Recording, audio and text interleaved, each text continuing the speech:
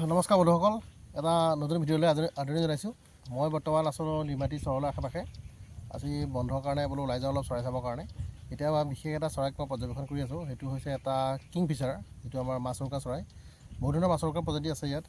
তাৰ ভিতৰত এটা বিশেষ মাত্ৰ মাছৰোকা প্ৰজাতি কথা আচলতে কৈছোঁ। সেইটো হৈছে আপোনাৰ যিটো পাইট কিংফিচাৰ বুলি কয়। মানে নৰ্মেল কিংফিচাৰ নিচিনাই অলপ চাইজটো, কিন্তু তাৰ গাত বগা বগা কিছুমান ক'লা বগা কিছুমান ফুট থাকে। ইয়াৰ মৎস্য চিকাৰ কৰা যিটো কৌশল, সেইটো সঁচাকৈ ভাল লগা। সি মানে একে জেগাতে বহুত দেৰিলৈকে উৰি থাকিব পাৰে। উৰি থাকি পেলাই সি লগালগ মানে চিকাৰ কৰে, বা এনেকৈ লগালগ নামি আহি পেলাই মাছ ধৰে। তাকে চাই বহি আছোঁ, ভাল লাগিছে যথেষ্ট। এই বহুতকেইটা আছে ইয়াৰ এইখিনিত, কিন্তু সেই বিশেষ ধৰণে তাহাঁতৰ চিকাৰ কৰা কৌশলটো বেছ ভাল লগা। আৰু বিভিন্ন পক্ষী আগমন হৈ আছে ইয়াত এতিয়া চৰাইৰ সময়ত চৰাইৰ বিলত। এতিয়া মোৰ ওপৰতে এজাক হাঁহ উৰি গৈছে। যথেষ্ট ধুনীয়া এটা পৰিৱেশ। তাকে ভিডিঅ' চাই থাকিব, আৰু ভিডিঅ' পাব লগতে বনাই আছোঁ মই কিছুমান।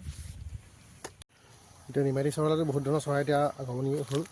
এতিয়া মই আপোনালোকক এটা বিশেষ চৰাই যাক দেখাম। সেইটো হৈছে গ্ৰেলেগ গোজ বুলি কয়, যিটো আমাৰ অসমীয়াত তাৰ নামটো দেওৰাজহাঁহ বুলি আছে।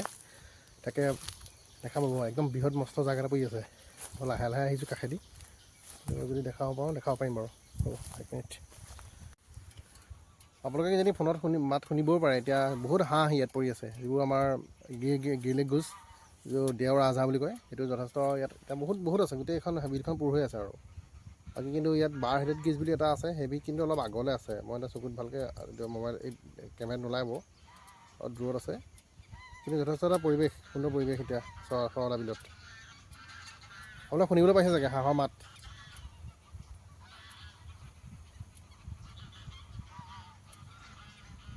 হাজাৰ হাজাৰ হাঁহ এতিয়া ইয়াত বৰ্তমান।